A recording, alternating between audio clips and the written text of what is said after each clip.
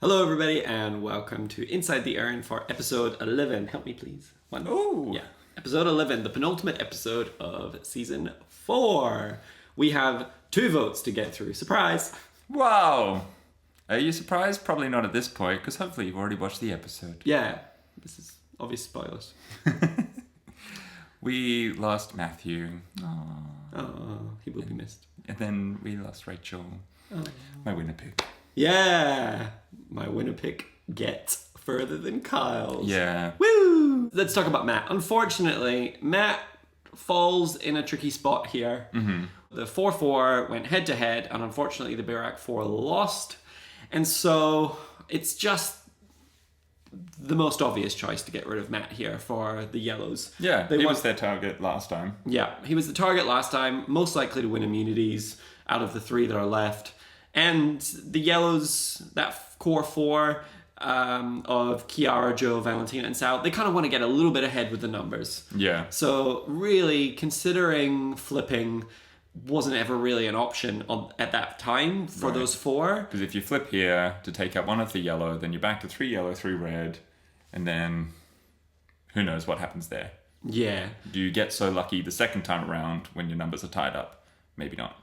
So do you just avoid taking that chance? Yes. Matt C plays a pretty great game. What could Matt have done in that point? I'm not sure. Yeah. I like to think that there's always something that someone could have done. I wonder if, like, playing the soap idol at Final 8 was a bad move. Iconic, the soap idol, absolutely. But maybe you flaunt it to say, we're not out of this yet at Final 8, but then don't actually hand it to us. Because then going into the Final 7, after you've lost the rock draw, Yeah, right. you can tease that, like, well, that could be an idol, and they know that we're going to go for Matt here. That's not Matt's fault. Like, Josh is the one who hands over the soap idol. Yeah, and there's no power really in having it verified as a soap for us. Yeah, You know, like there's no move there. There's no power. So I feel like Josh could have held on to it and said, "I'm really sorry, Matt, but I need to hold on to this for myself."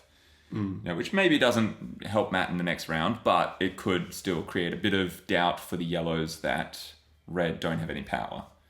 Whereas I feel like they feel quite comfortable knowing that Red don't have an idol.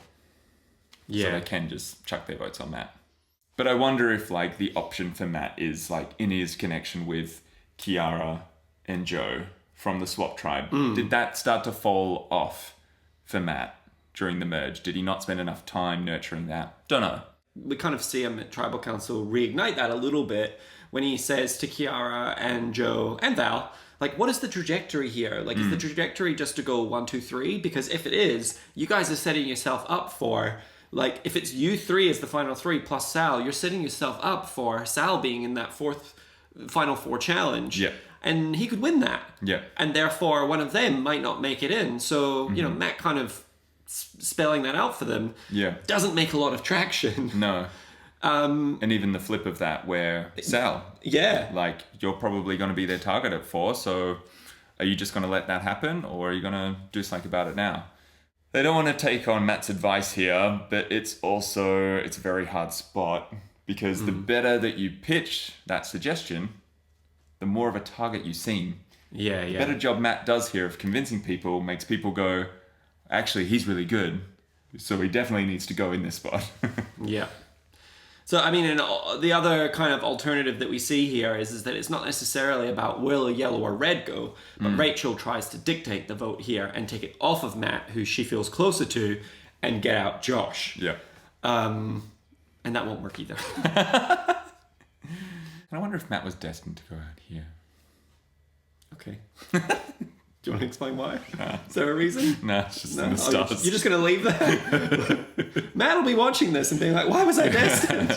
I reckon if the rock draw had gone the other way, and let's say someone from yellow pulls the bad rock, so say Joe gets a bad rock, now Birak may have 4 against the 3 Jilba. I reckon the 4 targets Sal, because they think he doesn't have an idol, but he does, so he would play that idol, and their target is still going to be Matt. So I think he would get idled out at 7. Right. If they had won the rock draw at 8. Okay. So it was destined to Matt. The minute Matt wins that final 11 immunity challenge, is that when he loses?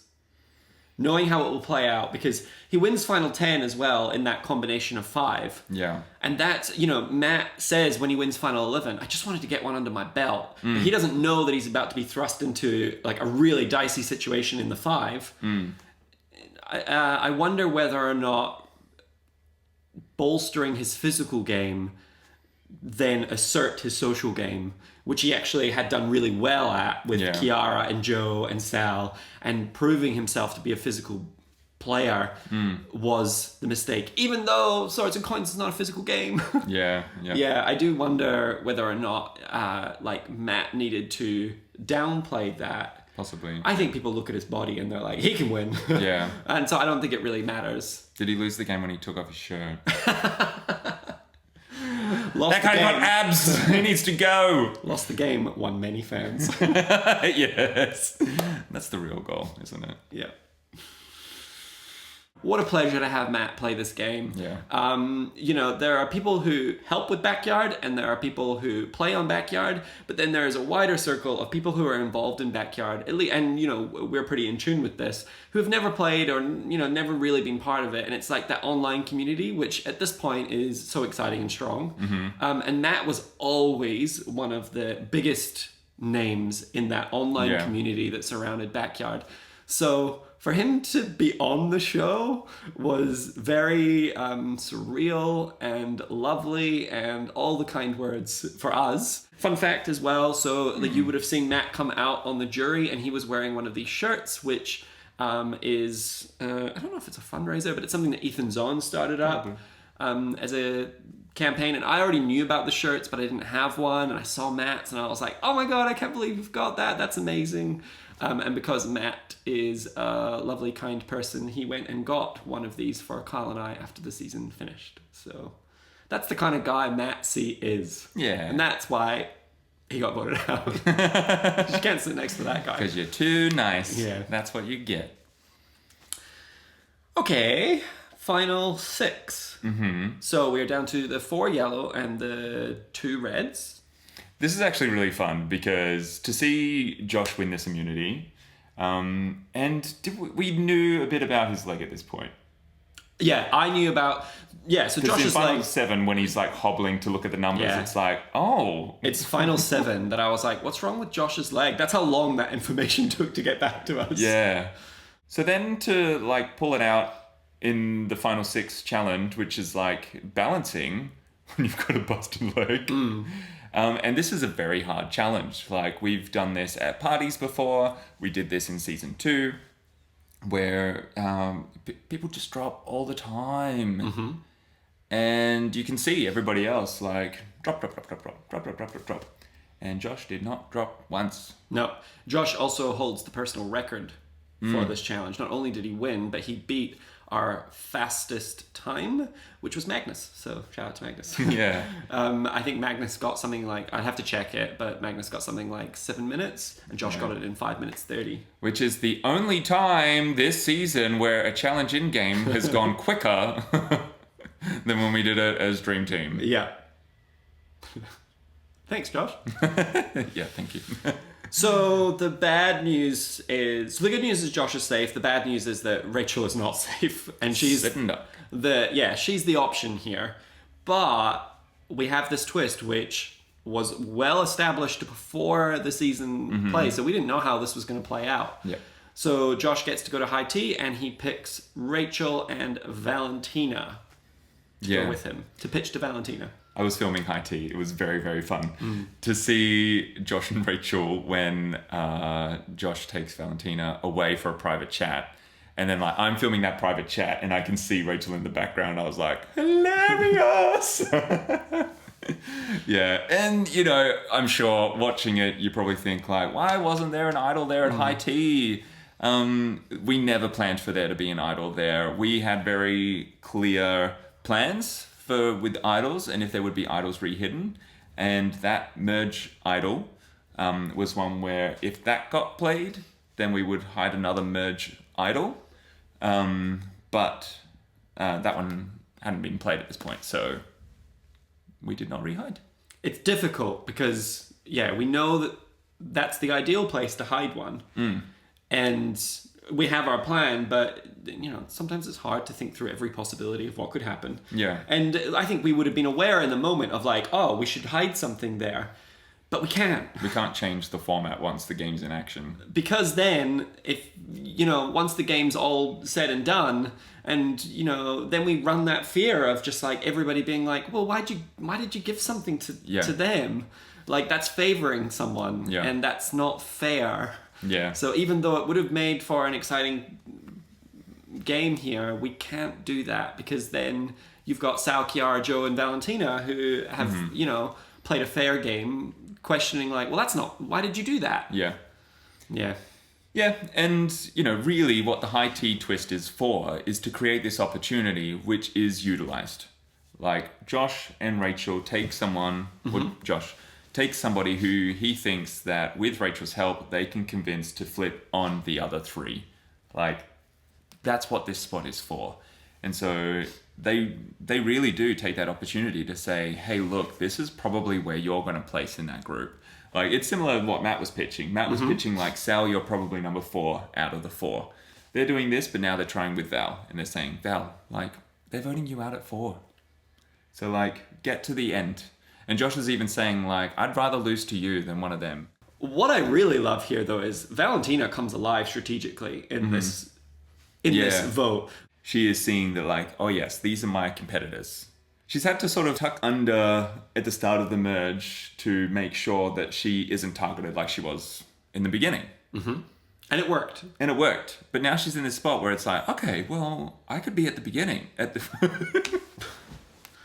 don't think Valentina wants to go back to the beginning. That wasn't good for her.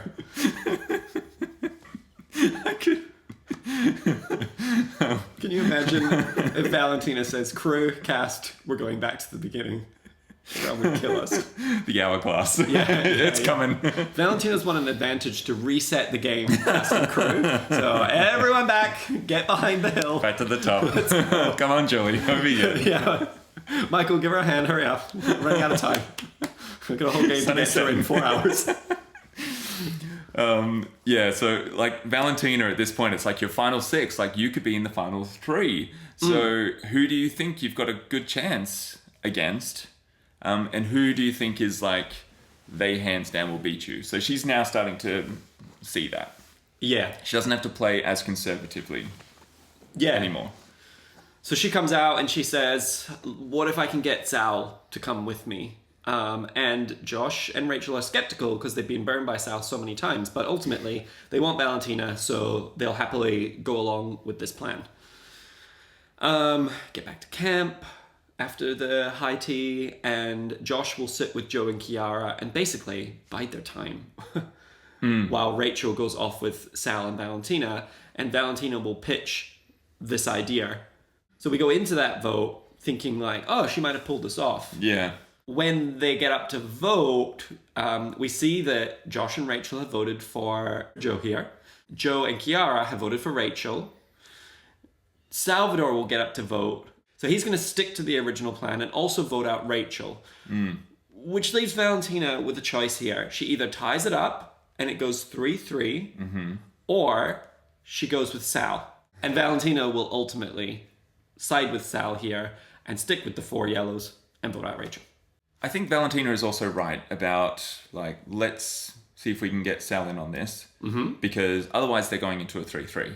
Now, you either have to convince Kiara or Sal to flip on Joe in the revote, or you're going back to another tie. In a case of a tie, it now either needs to be unanimous, where everyone's going to choose get rid of Rachel or get rid of Joe, or we go to rocks, and the only people who can draw a rock are Valentina, Salvador, and Kiara. So Valentina's the one that's tied it up, but she's the one that's got a 33% chance of going home in a rock. Exactly. So there's not a great incentive for Valentina to tie it up. It only feels like a good move for Valentina if Sal's on board. Yeah, not can it. Call it a 4-2. these 5 players left, and they all have very different stories. Yeah. So let's go through them. Let's start with Josh, because he's the outlier here in terms of he's the red. So he's the last red standing. I honestly thought Josh was going to go home first. And he has managed to make it all the way to the end with 1 immunity win under his belt and a busted leg. Yep. Salvador, who has been the only one to come across an idol throughout the game, put himself out there but burnt a few bridges along the way. Jo, last one picked to be on a tribe, but integrated herself, has played under the radar, but has made a lot of friends along the way on swap tribes and through the merge as well. Valentina fought her way back from redemption after being voted out, where everyone saw her have that triumphant re-entry into the game. And of course, Kiara, who is our remaining first boot returnee, who has really been able to rewrite her narrative of the first time she played, and to still be here going into the final 5. So each of them have had to, they've all had to overcome something to make it here. Very exciting 5 strong contenders to take out the title of Sole Survivor. So next time you see us, we will be breaking down the final 5 and the final 4 vote and talking about where all the jury placed all their votes. And we will have a winner. Woo! And a spicy jury too. Like, look at that jury. Yeah. Cool. All right. See you next time for the finale of Backyard Survivor Season 4. Woo! Bye.